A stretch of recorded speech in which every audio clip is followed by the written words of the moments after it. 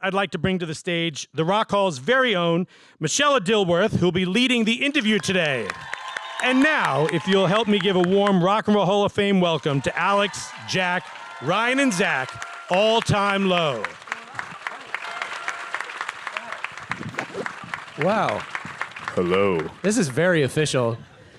I just got really nervous. Yeah. Are you ready? Dang. Yeah, I think so. They're doing amazing things with mushrooms and food these days. Hi, everybody. You might not even need real meat Don't in go a couple rogue. years. Don't go rogue yet. Here we go. Don't go rogue yet, man.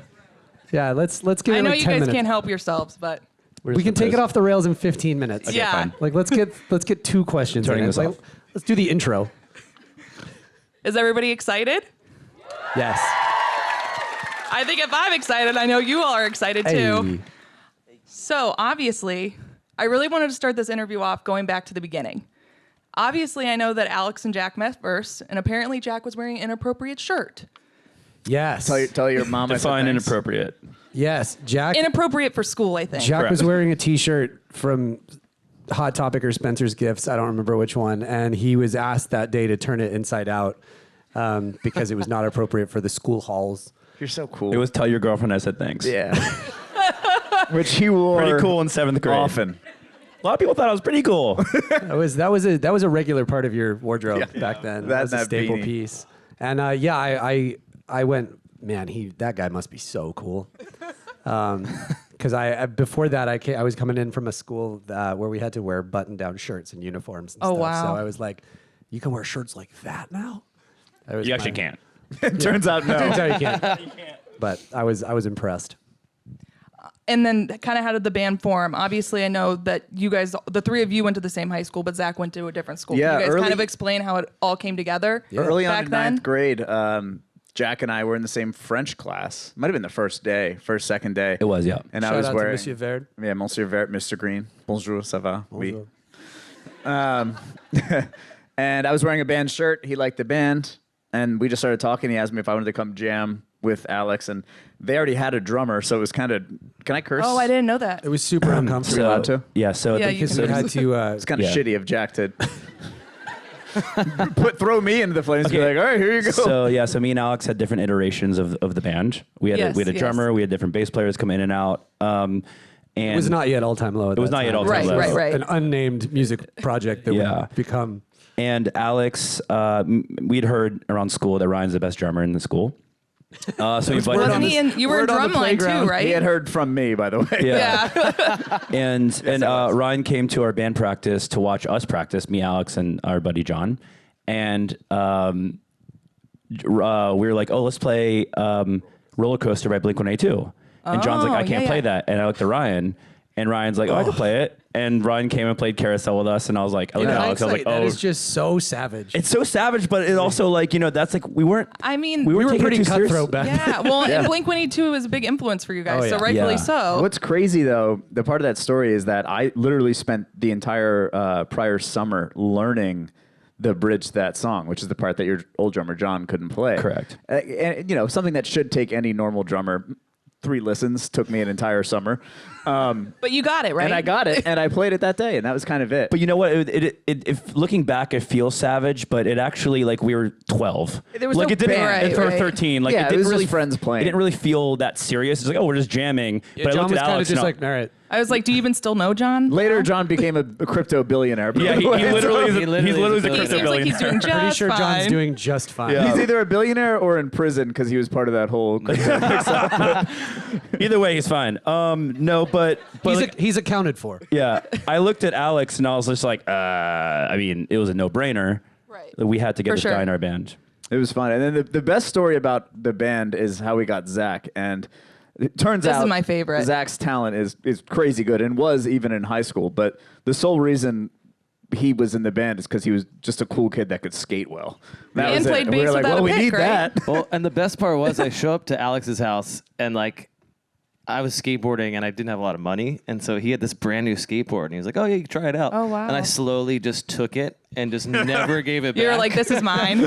He didn't even want to play. He would come over to steal the skateboard and had to play Wait. bass a few times. Wait, What? Next question. Move fast. Hold on. I want to hit pause on this whole operation and explore this moment. You stole my skateboard? Yeah, you were like, hey, you take whatever you want. And I was like, all right, cool. And I like just was like, all right, I'm just going to take this. So, You were very gracious with your parents' house. Okay. And their eggs. You had the organic eggs before anyone else did. The brown eggs. What are you talking I about? remember that. That is true. That You is used to be true. great. You guys are like Gracious with those, too. painting me out to be Richie Rich. What's happening right now? Yeah, we had a McDonald's in the It's basement. because you were from England. We were all eating the bleached eggs, and you guys were like, "What?" My mom was just like an organic food freak, so Yeah. she was like, "We're not eating those bleached eggs." Does that answer your question? Yeah, we're. I think so. I think so, Ryan. I anyway, think so. Unpause on the interview. But by March of 2003, it was all time low. Right. Yeah. And you guys Yeah. were freshmen in high school? Yeah. Yeah. Yeah. Wow. And then you guys just started playing shows around Baltimore, right? We sure And- did. The first show we ever played was a birthday party. Sweet 16 Oh, for our wow. friend Jesse Davison that we were going to high Yeah. school with. And it was kind of cool because it was a sunken living room. So like we were playing on the floor, Yeah. but it was kind of like a stage because the audience was just. Oh, wow. Yeah, it was a cool. But house. we only had one original song, so it was mostly just Blink covers and Anti-Flag and Well, I expect nothing less. Green I think Day. we did Saves the Day. Yeah, Saves the Day song. A lot of staples. Back then, it was just like someone would say, "Hey, I want to cover this," and then that would just be what we played at the Right. next show. Right. Yeah. And then eventually, it was interesting because I ended up rewatching straight to DVD to prepare for this interview. I'm so sorry. It has a soft spot in my heart. Yeah. There was. But- yeah. But I don't think I ever realized that your guys' parents actually drove you to gigs. Yeah. Like when you would go outside of Baltimore. Yeah. Could Yeah, you so- like expand on that? I Yeah. would love to. Well, they didn't trust us. We were 16. Rightfully so. I mean, two of us probably didn't have our license. Yeah. I didn't have my license, Like, yeah. I mean, I think only a couple of us were legally allowed to drive for Oh, one. okay. And Yeah, then, yeah. we couldn't get hotel rooms. We didn't, I think I had just gotten like a debit card that had $25 in the account. So like none of us knew how to survive. So yeah, it was kind of a necessity for them to come with us and just allow us access to places. Some of these venues we were Right. playing, we weren't even old enough to really be playing. Like we'd show up and they're like, "You're all 18, right?" And we're like, "No." But I we mean- could But our play, parents we could play here- the show, but we couldn't stay in the venue. So it's like wait in the car or the van until you can come and play the We show. played a and come couple out. shows where they let us in just to get on stage, and then we had to go right back out. Wow. And like and even if the venue would let us, stay, our parents were like, "No, you guys got Right, you got work, right. you got school." I remember there was a show we played at the Sidebar Tavern with a band called Digger, and they were a hopeless, Feeble Wiener. Feeble Wiener, yeah, they were Hopeless Records bands, Yeah. and we were so excited. I mean, it literally take our parents out of the room, and there was 2 people, maybe, including the bartender. Oh wow. Okay. And we played the show, and I'm packing up into my parents' van, and Digger is like walking past me, and they see me get in the minivan. They're like, "You're not even staying for the show? What the hell, man? Like, what kind of rock are We you?" had And I was school like, "I got next school day." tomorrow, man." You're like, I'm still in high school. The worst part about playing all those shows in high school is because we would play clubs and you could Right. smoke cigarettes back then in yeah, any yeah. bar, restaurant, or Right, venue right, or right. anything. The good old days. We'd like go into school the next day and our ears would be ringing and we'd just reek of cigarettes and like Oh we'd be my falling asleep at God. our desk and I was just like, man, like this is awesome. this is the life. Yeah. So you guys were kind of in the DIY scene in Baltimore, and then Yeah. eventually got signed to a label that was actually not hopeless. You were signed to Emerald Moon Records, right? Correct. You did your Yeah, research. I did do my research. Yeah, it was like when you say signed Right. and when you say label. They weren't. You wouldn't consider them that. It was this guy, Matt, who was awesome. I don't want to discredit what Matt was doing. I mean, he was awesome. It was this guy Okay. Matt Boylan, and he started a local label. Like he kind of took it upon himself to be like, I'm gonna float some bands some money, the money they need to go and record songs. And at that Yeah. point, like all we had recorded was at home demos, and everything sounded absolutely terrible.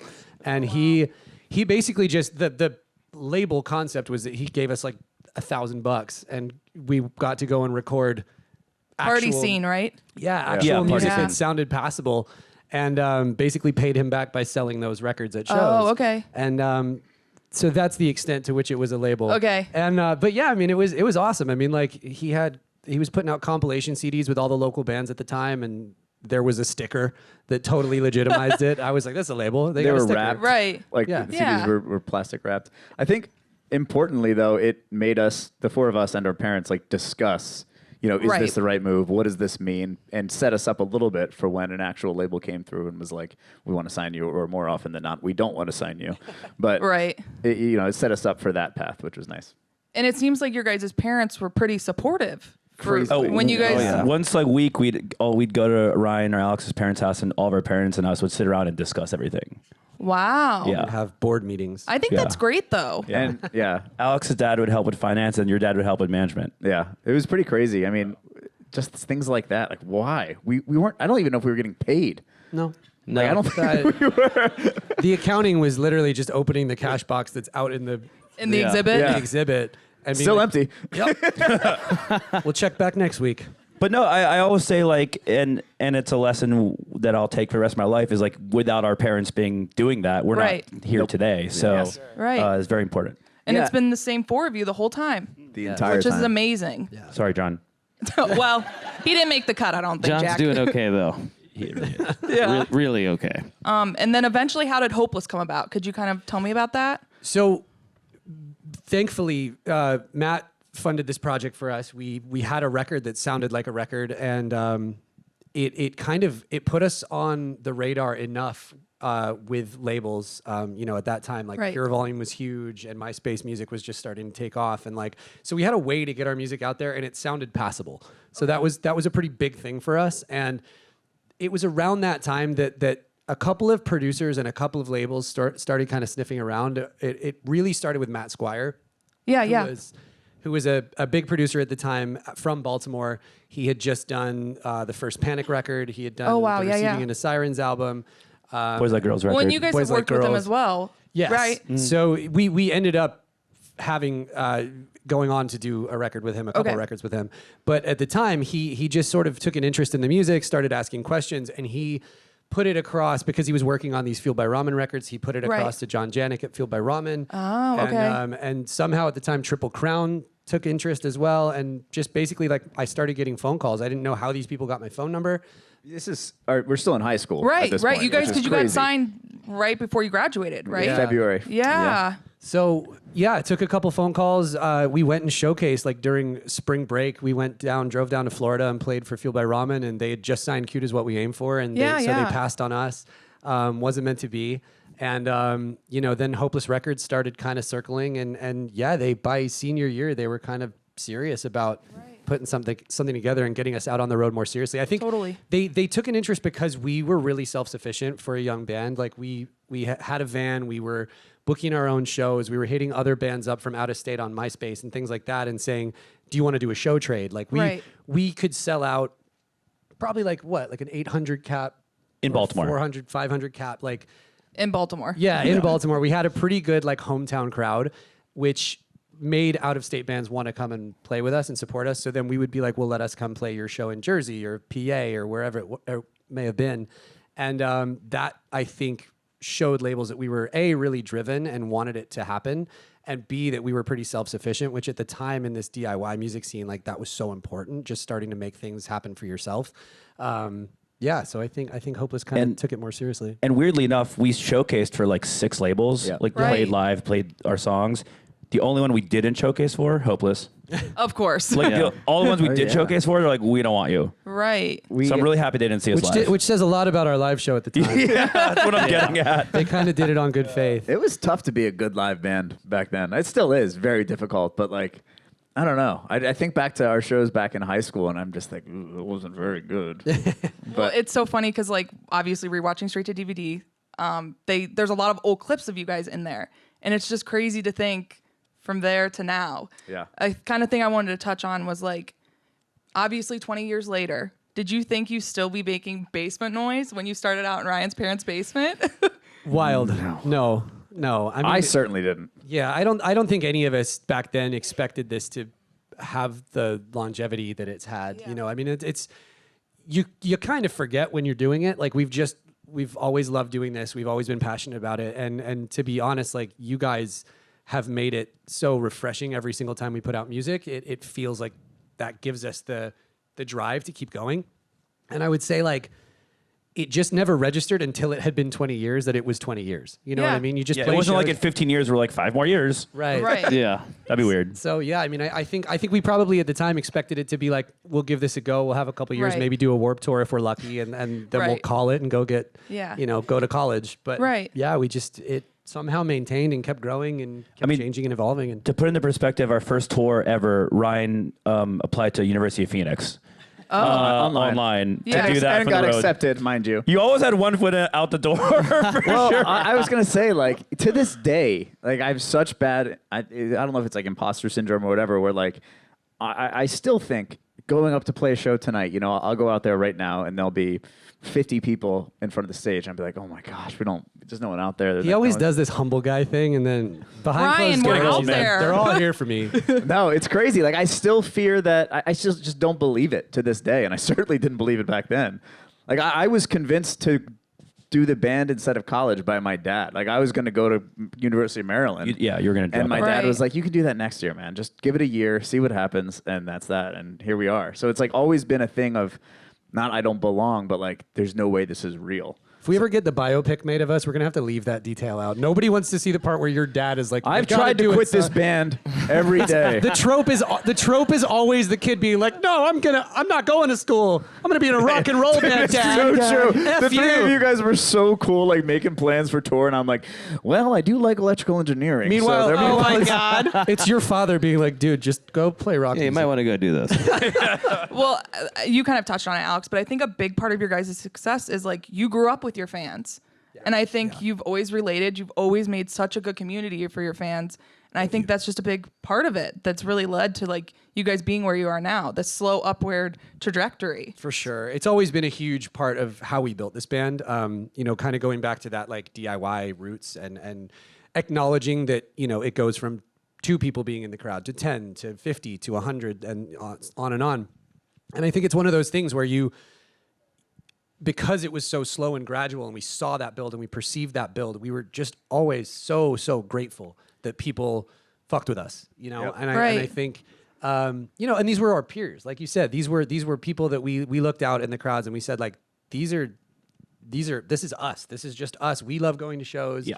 It was that thing. And we were like half the people in this crowd are creatives and we just recognized and felt that it was very tangible. And so I think, it's been, a huge component in the But growth. we're also lucky that we listened and played a type of music that kind of bred that environment. No, totally. Because like if we were like a pop band or something, like it's not necessarily as kind of family oriented where you go to shows and like we grew up going to Fall Out Boy shows and like the Ataris and Good Charlotte and Sum 41 and like those Right. kind of shows kind of breed that environment of just like family and everyone's in this There's together. always a place for and- people to come together. And particularly Yeah. people I think who felt like they were different. And I think it was always a safe space for people. And, Exactly. it created an environment that people could kind of come and forget any of their problems, leave them at the door, come in, feel safe with like-minded people. And Definitely. I think that was something that we really tried to embrace. It also became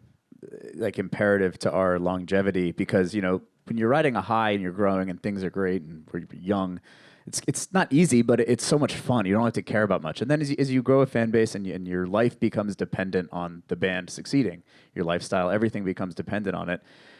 The lows become a lot more intense. And so, every yeah, job, every right. career, every A lot life more to lose, has for sure. Totally. highs and lows. I mean, it's literally our life. Like, this is what we do. We have family and blah, blah, blah. So on those low moments, we always have each other. We have our management team. We have all that. But like going to shows, like the day after Yeah. a bad day or the day after bad press, whatever it is, and seeing like familiar faces, it's like, okay, we're still here. We still got this. And that kind of gives you that extra little push that if there's Definitely. ever a doubt or if there's ever any like, fuck, is this worth it? Which is really not. But still, it does like, well, I don't, if Do I'm you not, need us to call your dad? Right. Give you another pep talk to stay? yeah. What's happening? If my dad's still asleep, then I can rely on them and to be like, yeah, we're still here for you. And it's a very important thing. Absolutely. And I think that's a good segue to the next thing I kind of want to talk about. All Time Low Forever, the 20th anniversary celebration and all of that. I feel like you guys were really thoughtful about the venues you chose. For sure. The Rave, the Salt Shed, Yep. Red Rocks for the second time, playing the amphitheater in Yeah, your Merriweather. hometown. I feel like Crazy. I would love to hear about that and kind of how it came about. Yeah, I mean, to be honest, we put out a new album last year and did 2 U.S. tours on it. So we felt like we had kind of over-toured the States at this point. So we were trying to figure out what we were going to do this year, whether it was going to be, okay, let's go get our ducks in a row and start writing new music or whatever. But last year was really the 20-year mark of the band. Yes. So we were like, damn, we kind of blazed right through it doing, promoting our newer music. So we felt like it was important to kind of take a beat and recognize the legacy, because it's not often that bands last this long, artists last this long. Absolutely. It's a very fickle industry, and like artists come and go, and we felt very grateful that people were still showing up and showing out for us as regularly and in mass as they were. So we started the whole idea started as just, let's do one massive show in our hometown. We'd never played. Well, we have played Merriweather before, but it was on Battle bands, right? Yeah, we won a contest as We played there on the kids. Fall Out Boy tour too. Yes. Yeah. Oh, It's okay, never, yeah, it's yeah. never been our own show. Our own it's never show, been our own correct, yeah, thing. So yeah. we were like, this would be a really special one for us. It's a venue we want to pack out and just have a celebration of the legacy of this band. And it started there. And then we kind of said, like, well, what else could we do? Obviously, that kind of demands that everybody comes to us. We want to spread this out a little bit and give people a chance to come and see us across the country. And Red Rocks, we had just done the year prior, and it was such an amazing experience and such an iconic place. But we felt like there were little things that we could tweak to make it a better experience for ourselves and for the crowd. And so that was kind of a chance to do that one more time with Totally. knowing what we knew then. And then Salt Shed is just a venue that we had never gotten to play. Yeah, Chicago in general, though, I It's think it was more significant for you because guys. Important city. we played Chicago in high school. Our parents, my mom and your mom. That Silo show. Yeah, we Yeah. played like a barn in the middle of Illinois when we were like 17. So Yeah. we always have felt like a special connection with Illinois in general. Little sidebar there. The band that we played with was a ska band, and they played a Real Big Fish song, and I got to sit in on drums for it, and it's career highlight. Your peak? it was a peak moment for sure. And then Troubadour was the first venue we ever played in California. Yep. And- Oh, okay. I didn't know and that. yeah, That's so- awesome. Yeah, and then like obviously the other thing too, when you guys were playing the rave on Saturday, you guys were doing the after party in the bar, which is Yeah. the first room you ever played at the rave. It sure is. Yeah. Yeah. I think I don't think there's a venue in this anywhere in the world that we've played more than that place. Right. We've played every room that there is to play in it. So that one felt very important to be a part of this story. And yeah, I mean, And playing the pool. we're playing the pool. Yeah. We sure are. It's like Billy Joel is to Madison Square Garden as all-time No, low totally. is to Milwaukee the Rave. Well, That's our MSG. yeah. Well, like as a fan, that was like something on my bucket list was to see you guys at the rave. Oh, nice. So I feel like Are you coming? I will be there. Hey. Yeah, really? I'll be there. I'll be there tomorrow fun. and Saturday. That's Yep. cool. That could have gone But bad. No. But yeah, kind of just touching on that, the next thing I want to talk about is kind of you guys re-releasing Dear Maria, All Time Low's version. Yes. And it's so funny because I remember on April Fools when you guys put out that teaser, that ridiculous video, you guys teased out, and then a few Funny days later, story behind that. Like, we did that video, and then April Fool's comes around, and we're like, Might as well. We never really posted that. Yeah, we thing. didn't put this out. I'll be real. So this year has been crazy because our record contract with Fueled by Ramen was up. It was done. So Oh, I didn't know that. Okay. Yeah. So yeah. we are free agents. Oh, you guys are like you're independent we're now. independent once Yeah. again. So it's a really 20 years into a career. It's a crazy place to be for a band to sort of have the road ahead of us completely like open. So it was kind of this situation where we were like, as we were figuring out how this year was going to come together, we were also sort of figuring out what we were going to put out next. And so there's been a lot of ducks to get in a row this year as we've Totally. planned these things. And so, yeah, these re-records are kind of an opportunity for us, I don't know how much you guys know about how record contracts work, but How much time do you have? usually in a record deal, when you sign a record deal, there's like 10 to 20 years built in where the music belongs to the label and you can't recreate it in any capacity. And so for a lot of our old music, we have hit a point now where we have the rights back to own our music and Okay, yeah. recreate it as we see fit. And so this is kind of an opportunity for us to pull a little bit of a T-Swift and like, I was gonna say it's I not was waiting for it's it. not just Taylor, guys. Yeah, all right, yeah, it's the yeah, whole yeah, music yeah. industry. it's the whole business. It's the whole business. But, it's an opportunity. You're seeing artists do it more and more because I think we're getting into a place in the industry now as a whole where artists are more focused on owning their masters and their music. So it's been really important for us to kind of go back and take back some of our music for ourselves. And we did it in a way that we wanted to recreate these songs really true to what they were back then. But kind of like I always say, whenever I am at a bar or a restaurant or something and like Dear Maria comes on, I'm always like, it's like looking at an old high school photo. Yes. I And I'm believe just it. like cringing at myself for being like, oh, I wouldn't sing it that way now. And it's And you kind don't of sound like that. yeah, I don't really that's- sound like that yeah. anymore, and like Yeah. it just the recordings are a little dated, like all of it. Not to harsh the recordings because at the time it was amazing, but like to just give us a chance to update the sounds and have these songs that are such staples in our catalog belong again and feel like they are part of the the music that we've been making more recently, like Wake Up Sunshine, Tell Me I'm Alive. So yeah, we kind of went into the studio and started with Dear Maria, and that's obviously the one that's coming. But I mean, there's a whole bunch of songs. But like I we're was not just we're gonna not say, are there doing more? There sure are. we're not doing full records. Like we're gonna do just songs that are really important to our band and have kind of helped lead us to where we are today. But Yeah. the best part is we did it with the producers Dan Swank, who literally plays on I stage was with gonna us. amazing. I was Dan, wondering. stand up. Yeah. Oh, he's not here. No. Stand up and take a bow, Dad. He's at the bar. Sorry. So it's all really exciting times. We're starting our own imprint label. We're self-releasing these songs. Like it's all kind of coming from us, which we're all just And, really yeah. damn excited about because it's stuff you can't do when we were 17 and 18 Yeah. and doing these Right, songs. right. Yeah. That's another point too. That like for those of you who might not know, Dan has played with us, has been our fifth Beatle for I don't know a few years now, and has with each day kind of gives a little bit more of himself to this band. And so, as Alex says, like we're keeping this the way we would do it, the way we want to do it. It's even more so because our producer is our stage mate and the guy that writes with us and does all this. So it's very much just Family just band. us. Yeah.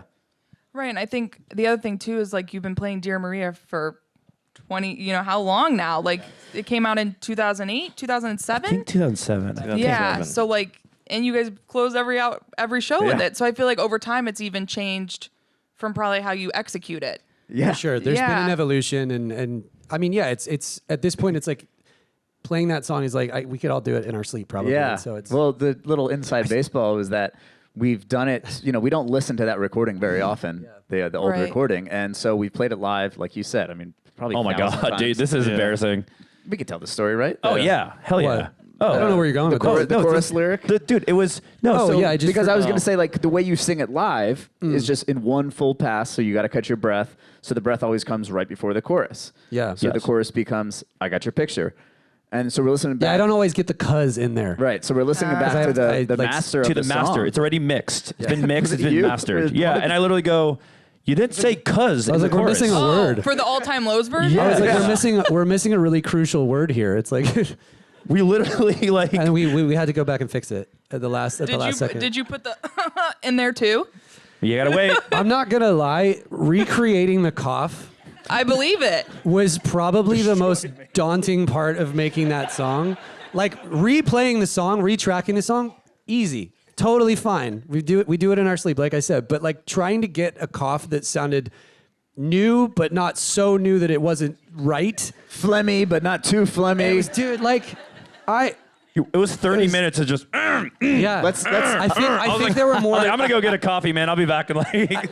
Usually when I cut a vocal, we do like maybe 7 to 10 takes that we then comp a master pass from, right? We edit the vocals that way. I think there were probably 40 coughs. I'm Swank's not just at the surprised. studio. Just yeah, man, that's good. I think. It's not right. It doesn't All right. feel right. So yeah, it was daunting to say the least. I think it's amazing though that you guys are doing it because Thank you. I looked like part of my research. I went back and watched that April Fool's video, and I was like, they literally said it plain and simple, and then a few days later, you put out the clip of you guys in the studio. So it's just, I'm very excited. We were doing all of that thinking that this was going to come out like a week later, Yes. and then we Oh, were like, right. wait, we don't have a label. We don't have anything. Right. We forgot So we had cuz. to spend an entire summer figuring out how to do this. Oh, wow. So Yeah. we, like I said, getting the ducks in a row was very important. Also, like it's so weird doing re-records because we play them differently live and that kind of stuff. Right. You also don't want to. You do need to be a little precious with the songs because these songs mean a lot to people and Yeah. they're older songs. And I mean, like if Blink went and did like Adam's song differently, I'm like, are you fucking Right. kidding me? It was really It's tricky. a fine, There- it's a fine line. 100%. There But was yeah. there was this opportunity to take like a lot of creative liberties and change the songs, change lyrics, whatever. We could have done whatever we wanted, but there's a part of it where you kind of have to stay true to the song. And I think like, Taylor with her versions did that very specifically for a very specific reason. And they're very true to how they originally were as recreations. And they sound fucking awesome. Yeah. Sounds Yeah. so good. And like, so we took a little bit of that into consideration and said like, we want to evolve these. We want to bring them up to speed with how we play now, where we are now in our career. But we also don't want these to stand so far apart from the Right, originals right. that people go, well, I missed the original. Yeah. Because you're always going to be up against it. So yeah, it was a really fun experiment, but they sound awesome. Sound very good. Yeah, they Dan sound, Swank did a very good job. Yes. Well, I can't wait. Now I kind of want to touch on your guys' display downstairs. Yeah, that was cool. Very surreal. I'm I was so gonna proud. say it was awesome to hear you guys see your reactions, your first reactions. I just think that like we had a long conversation about what to send in, what we had, what we didn't have, and a lot of these things kind of came up last minute. Like your parents were moving and they had a bunch of stuff, and we're like, that's perfect. And so we just sent in such a hodgepodge, and we are like, this is gonna be cool. But I was just thinking for some reason it would just be like on a table, like like here. Yeah, you in your mind it was Instead, it's Like a yeah. garage sale. Yeah, it's a goddamn museum. Antiques Roadshow. yeah. It's the Rock and Roll Hall of Fame. They weren't going to do I us dirty know, like that. but I walked in, I was like, oh, this place is professional. Yeah, when we had to say a display, we mean a display. And we're across from Sheryl Crow, which Yeah. is Yeah. pretty cool. It's Yeah. amazing though. I mean, It is very surreal. When we saw it for literally just went in and saw it, and it was, you're just like, this isn't real. Like, there's all these Right. iconic artists around you, and you're just like, again, the imposter syndrome thing. You're just like, Yeah. how? How is this happening? How is this a real Right. thing? But it's really cool. It's the perfect time for it right now. Like, Absolutely. we're celebrating this band, and it feels so validating and really special that we got to kind of share this. Absolutely. So was it difficult to decide what you guys were going to loan? I don't trust that you guys are gonna give any of it back. So Yeah. Oh, we'll give it back if you really want us to give it back. You know what was funny was really just it got us digging through our storage space, which needed to happen because it was really messy. Oh, So, yeah? to be honest, it did us a favor because we also cleaned up our storage space to find things. But I, yeah, I mean, like there were so many things. We had, Yeah. we talked about the Last Young Renegade jackets. We talked about, finding the shirt that I wore in the Dear Maria video all Yep. those years ago. Like that was crazy. I can't believe I still have that, to be honest. or had it ever. Like, It's a Yeah. weird shirt to have. I enjoy a Wendy's burger. Just a shirt that says "Where's the beef" with a Wendy's logo. Well, and it's kind of interesting because it's in straight to DVD too, and it's on the inside booklet from Nothing Personal. Yes. Like that's Yeah. more significant than I think you realize. You 'cause- think there was some sponsorship money, but as far as Right. we know, at least. Wendy's has been funding me for years. And this was before, sir. This is a Wendy's. Like we're old school. Right, Jeez. right. This explains the new skateboard that Zach stole. Wendy's is Yeah. fucking delicious. You know what? I think we all Wendy's agree doesn't with that. cut corners, and we don't either. Awesome. And on that Okay, note- so this is a true story. So as soon as I sent the guitar in, I Yes. had a nightmare that night. Oh boy. I literally had a panic attack. I woke up and texted our manager, Keith. I was like, how long do they get to keep this stuff? So I had this nightmare that I walk into the Hall of Fame, Rock and Roll Hall of Fame, and you guys are auctioning off my guitar. No. I swear to God. Yeah, that's not the nightmare. The Nobody nightmare wants is that. no one $5. No one. No, and I literally had a panic attack, and I was like crying. I was like, no, that's my first guitar. Like, you cannot do that. Right, I got right. that when I was 11 years old. And I woke up livid. And I texted Keith, and I was like, are they How gonna? could you do this? Like, are you going to auction? Are they? How long did they get it? He's like, I don't know. I'll check right now. And I was like, dude, I'm pretty sure they're not auctioning it, but I'll I check. don't know how this stuff That's works, how this man. works. The cooler thing, I think, of that exhibit, the one that I kind of forgot about was, and you see a lot of people like selling handwritten lyrics, and I always think that if they're selling them, they're fake or they They just wrote them that day, yeah. But your homework on the back of Hometown Heroes, I remember, or maybe if that's the one that they end up using, I don't remember, but that's so cool to me because he would just sit in school class. and Yeah. write lyrics, Oh, and then right, yeah. the teacher would come over, so he'd flip it over and take notes, whatever back the to hell school. that means for him. But This was at a time when we would play shows on the weekend, and we would write songs, and I would not write lyrics to them, so I would just make shit up. It didn't at matter the then, shows. like, yeah. It didn't matter. So if you go back and we have footage of like just us, me mumbling. us playing like songs like the party scene and even Yeah, JC yeah. Ray and Coffee Shop Yep. and Alex is singing completely different lyrics. So I had to Oh. write. I had to write lyrics in class because I had to write lyrics. Like Yeah. none of our songs had lyrics. It's so cool though, because that's like, oh, this is 10th grade Alex writing these lyrics that ended up making the song. Right. It's really cool. Yeah. Where were the lyrics at? Were they still in your stuff or your parents' basement? So they were in the money box that Oh, is in yeah, there. yeah. They were, a bunch of them were folded up and locked in there, Wild. along with, I was just saying, along with some unpaid checks Yeah, Oh okay. yeah, you did say that. for like $50 here, $50 here. There for was like, no money in the cash box, just debt. a lot well- of debt, a lot of debt and old angst. Teenage. The one thing I did find interesting, obviously, you guys send us a lot of items. I'm glad you found one thing interesting. Of course, I found it all. I found it all interesting. At least there was one. But there were some things that obviously didn't make it in the display. But the one thing that I loved that you sent, Alex, was those American flag pants that you wore the heck out of. Yeah. Does anybody know what I'm Wow. talking about? The American flag pants? Crazy that you partnered with those. I sent them because Are they like being auctioned? when we No, they're in the vault right now. I'm My gonna nightmare. try to wear them tonight. No, I sent them because literally, like, when we started talking about doing this and some Right. people caught wind, like, my comment sections on, like, Was Instagram saying and stuff that? were like, you got to send the pants.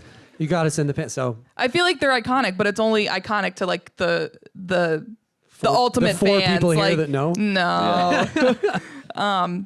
But I kind of just think the exhibit's awesome. The other thing too I wanted to awesome. touch It's on really cool. is kind of the background on the Modern Love outfit. yeah.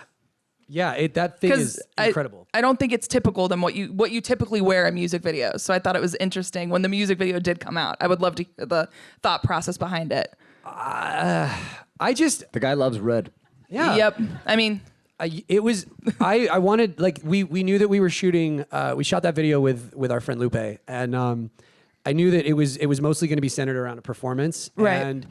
And we had sort of like created this stupid character as a joke to kind of like go along with the promotion for that song. And I was like, well, he just needs an iconic fit. Yeah, yeah. And there was, I'm blanking on the name, but a really, really amazing designer in Nashville put that whole thing together, put the sequins on. Yep. Added the wings for me, which was very nice because the song dropped on Valentine's Day. And it was just a moment to create something. We've never done super costumey stuff. No, I know, as a band, yeah. So it was just something like whenever we go into a new project, we kind of say like, well, what haven't we done yet? And that was an opportunity to, because it was a performance-based video, lean into the visuals and create, something that was visually interesting. And one of those pieces was what I was wearing. It was also fun because, like, I don't even know if this stuff got released, but leading up to it, we did a bunch of like promo bits and stuff where Alex was in character as Mr. Modern Love, kind of He like would never leave character. He would Yeah. literally just walk around smoking a But- cigarette, speaking British. It was so Yeah, awesome. speaking British. British talk. We speak American. here. Amazing. He's talking British talk. But it was cool because yes, he was in character, not like method. He wasn't like on No, the I'm bus method. being You like, can say it. I'm a very good actor. But it was fun because like I would have felt a little weird doing those interviews and stuff as Alex. But because I was Right, being right. interviewed by Mr. Modern Love, it allowed me to sort of like just have fun with it and not Right. answer like it was Alex. It was a cool thing. Awesome. insane. I just wanted to touch on one last thing, and then we can take some questions from the fans. Yes. Obviously, you guys have so many songs now. Your discography is huge. I mean, Dear Maria, Therapy, Heroes, Monsters, Tell Me I'm Alive, Justice for Dirty Work. Hey, love it. I would. Well said. Well said. Yeah, Heroes was a nice slip in there. I like Heroes. I love Heroes. But I kind of just wanted to hear, like, obviously you've been writing music for 20 years. How has it changed over that time with your writing process and creative process? Because I think for Wake Up Sunshine, all four of you guys like really came together. Yep. Yeah, we had gotten into this process, and it worked for many years and many records. Totally. Where a lot of the writing was kind of, I would do it in studios with producers Yeah. or co-writers or whatever, and I'd get a big handful of songs, and then we'd all come together at the end and sort of like go pick through all the ideas and say like, these sound the most like All Time Low. Let's shape them further. But to be honest, it kind of like. It just that process got stale as Totally. when you create things for a long time, you have to kind of find ways to reinvent and do things in new ways. And for Wake Up Sunshine, the new way was going back to the old way, which was For getting sure. together in a house, all four of us, and just kind of like, vibing it all out together in real time. The way where we would literally we'd write songs initially in Ryan's basement was Zach or me or Alex would play some riff or some chords. Yep. And then Alex would kind of like mime lyrics or whatever at rehearsal and a and melody. write them later in science But class. then literally would write the lyrics later in class, like we just said. Oh, so wow. so the writing like wasn't so much where we were writing like Dear Maria in a basement. We were just jamming Dear Maria musically, and then the lyrics would come later, like way later, like weeks or whatever days.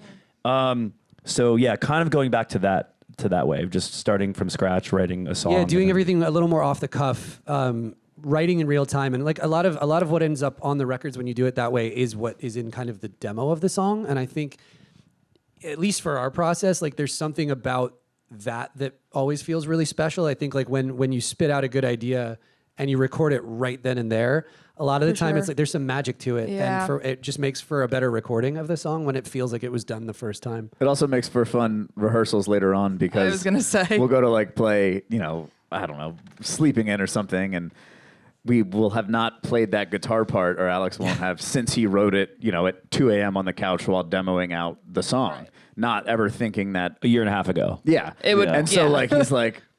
Oh, like we'll get to a bridge or something. He'll be like, "Oh shit!" And How's this- it'll be how's like this song 30 go? minutes of it. Can you solo that part? And just Yeah. him trying to figure out. It took What it me 4 days to try to figure out how to play Love Like War. Wow. I was like, oh, there's a capo. That's what's Oh my gosh. I like went That's to the a- that's producer. a I was di- like, that's a send me- different thing. Send me Yeah. a video of how we did this in the studio 2 years ago. I'm losing my mind. Wild.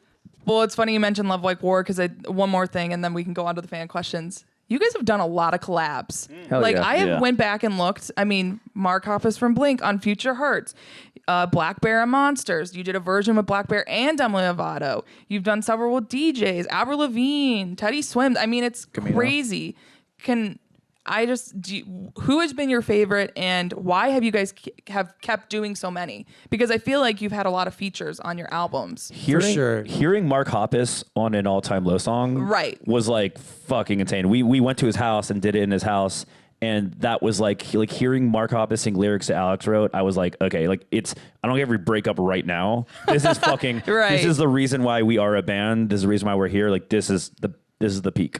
It is tough to pick a favorite because you have to weigh experiences like that. Right, with, totally. Like what Black Bear did for Monsters or what Demi helped do with Monsters, and all these songs. I don't know if there's a favorite, but to answer your question, it's like why? It's just such Yeah. a awesome position to be in, to say like, we love this song. Who would sound good on it? Black Bear would be awesome here. Let's ask him. Like it just doesn't really.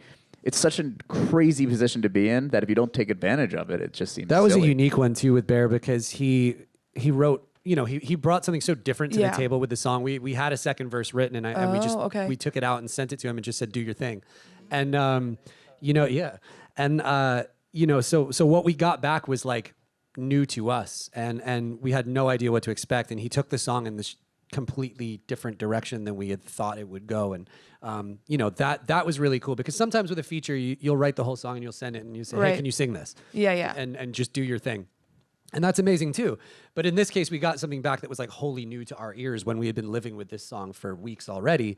And it just took it to a whole new place. So that's a very special one for sure. Also, I feel like, every band's different. Every artist is different. I personally grew up, I won't speak for these boys, but I grew up wanting to be so many other artists and bands. Yeah, And yeah. so when you get the opportunity to work with these people, like that you grew up listening Right. to, like that's the whole reason why you do it. I wanted Or, to be like, an electrical engineer.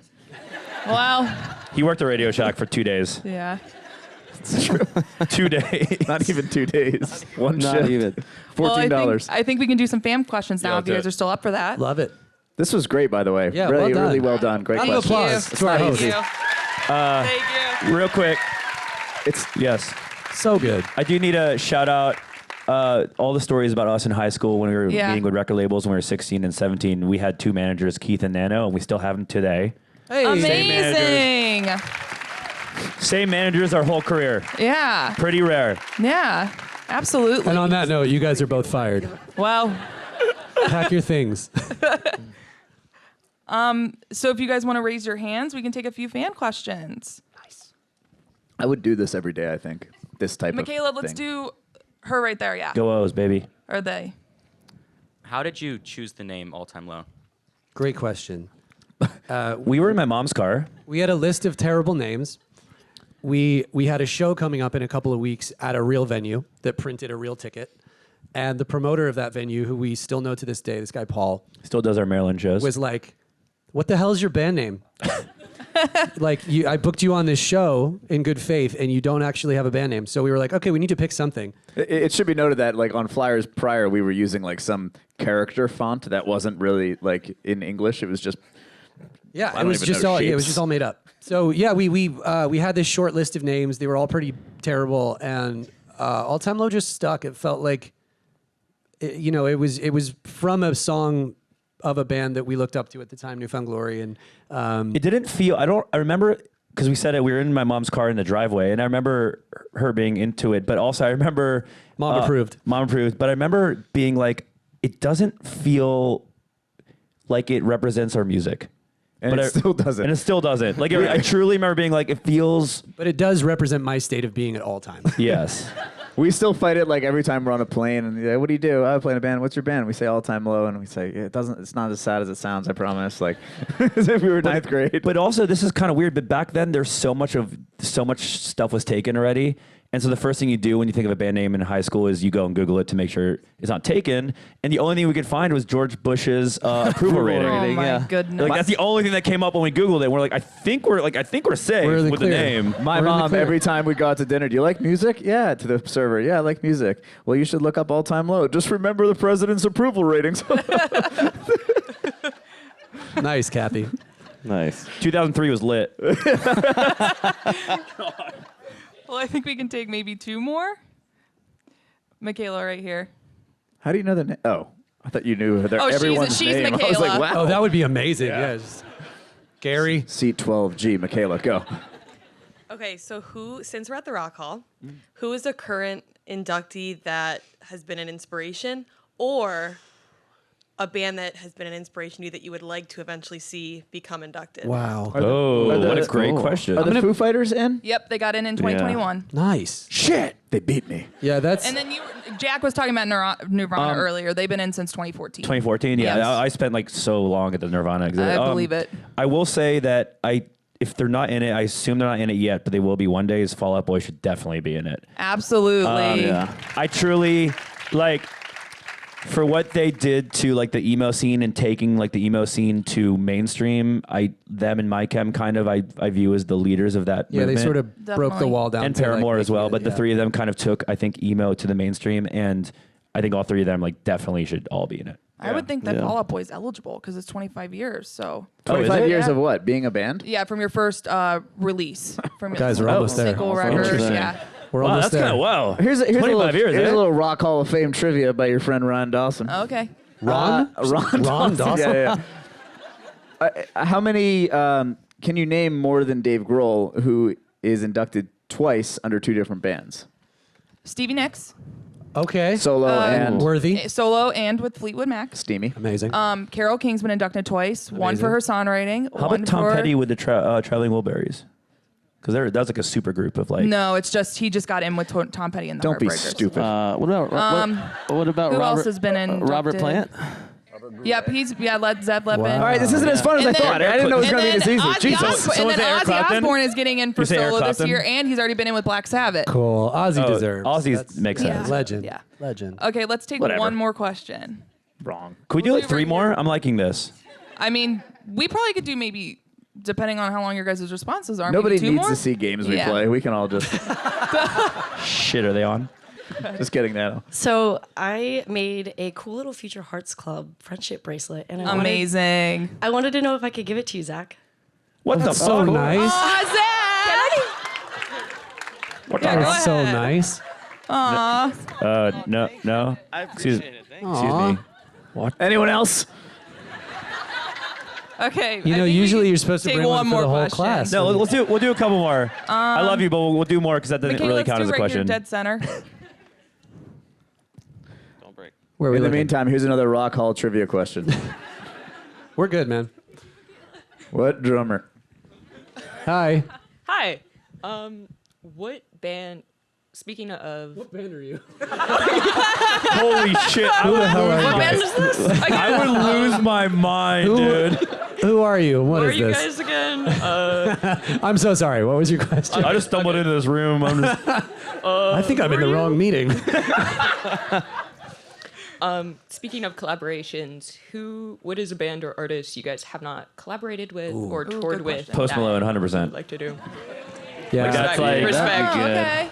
Posty, Miley. Posty Miley. Oh, Miley? Yeah, I would love to. I work would with love Miley on that. something. Oh, we forgot to shout out Teddy Swims. Yeah. I did say Tiny Swim. You said Teddy. For I New didn't. Religion. Yeah. I'm gonna shut up. Turn my mic off. I think for me, Grounded. 100% Post Malone and Miley definitely. Yeah. You're talking to a girl that's been liked you guys for 15 years, and it is an encyclopedia for all-time low up here. I love it. Don't even worry. I think we can do one more, and then Nah, we're we gonna can do wrap it plenty. We can do 3 more. We got to play a show, guys. up. And I think they want to get to their spot in front of the stage. You're fine. Jack. You don't care. There's an area. There's an area for y'all. Who's got a good one? Oh, okay. Oh, I'm not gonna. Some people put their You hands need down. what happened? Did you have a coffee before we got here? I That was just just had a like, couple too cold many- brews. what's going on? You've What of really it? come to Where's life. Michaela right here in the Last Young Renegade shirt? Hey, that's what I was gonna pick. You're welcome. Great teamwork, guys. I just wanted to say, you guys got me into college. I wrote my essay about you. Really? Amazing. Whoa. Yeah, last year. How not to run a Yeah. band in a business? Here's 4 examples of why you should go to college. No, I wrote my experience from the concert at the Ritz last year. Oh, wow. That's amazing. Amazing. That's so cool. That is really sick. Thank you for sharing that. That's awesome. And thank you for writing it. Yeah. Congratulations. We got time for one more. I think The mediator is literally saying no.